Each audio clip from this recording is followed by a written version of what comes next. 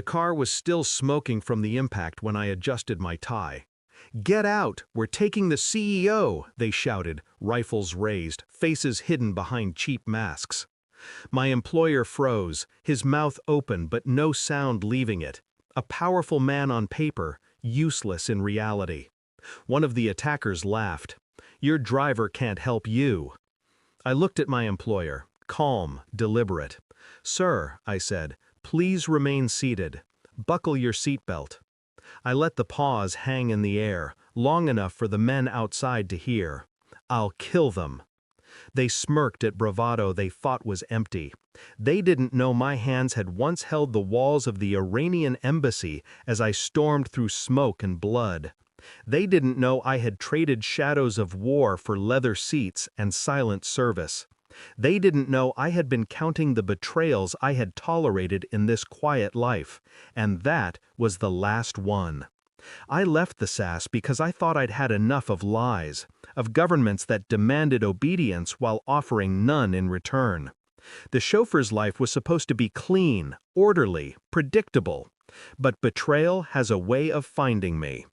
When the attack was over, the CEO was alive, unscathed, shaking in his suit. The men who tried to take him were broken in ways they couldn't recover from. Not all of them breathed when it ended. The police arrived, slow and cautious. Too slow, too cautious. Later that night, in the stillness of his penthouse, the CEO poured himself a drink with trembling hands. He looked at me as though I were a monster chained to his service. And that's when I saw it, the flicker in his eyes.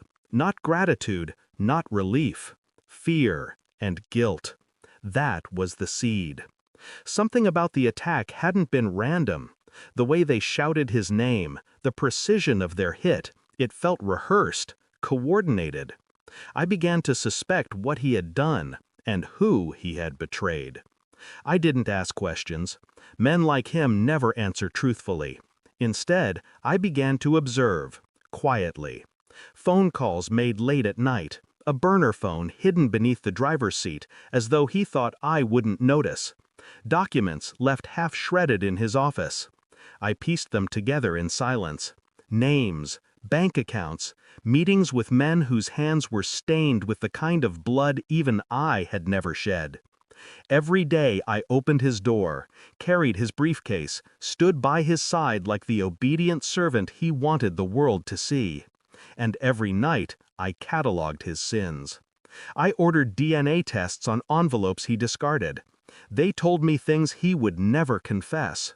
Children outside his marriage, a mistress funded through corporate accounts, lies stacked like fragile towers he thought no one would touch. But the deepest cut wasn't his deceit of his wife or shareholders. It was that he sold information. Information that had put my team, the only brothers I ever trusted, in the crosshairs of men who should never have known their names. The embassy may have been decades ago, but betrayal is timeless. The file arrived thick with evidence, bank transfers, voice recordings, photographs. Every piece fit too neatly to be coincidence. I slid it across his desk one morning. He looked at it as though it were a bomb. In a way, it was. "Open it," I said. His fingers trembled as he flipped through. Each page drained him. His shoulders slumped. His lips parted, but no words came. Finally, he looked at me, eyes wet, face pale. How did you—" I didn't answer. I didn't need to. I watched him realize that the mask he wore was ash now, his empire brittle and crumbling. And I stayed silent. I didn't threaten him. That would have given him power. Instead, I made a single call. To his board, to his wife, to the contacts whose names appeared in the file. I didn't shout. I didn't accuse. I simply handed them the truth. By nightfall, he was stripped of everything he had wrapped around himself. Wealth, status, family, legacy. I stood at his side as his world burned, calm, detached. He begged me for mercy, not for his life, but for silence. I gave him neither. The next morning, I drove the car alone. His seat was empty. The city moved as if nothing had happened, as if no empire had just collapsed into dust.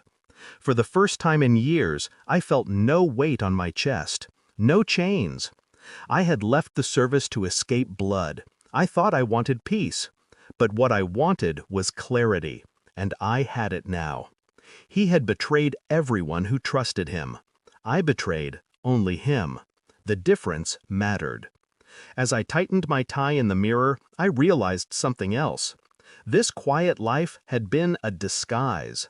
But beneath it, I was still the man who stormed embassies, the man who lived in shadows, the man who could wait decades to settle a score. And I would wait again if I had to.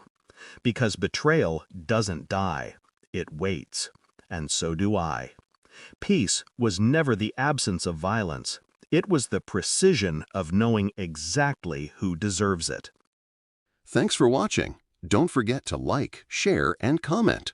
Subscribe now to Cheating Stories Insight World for more amazing stories.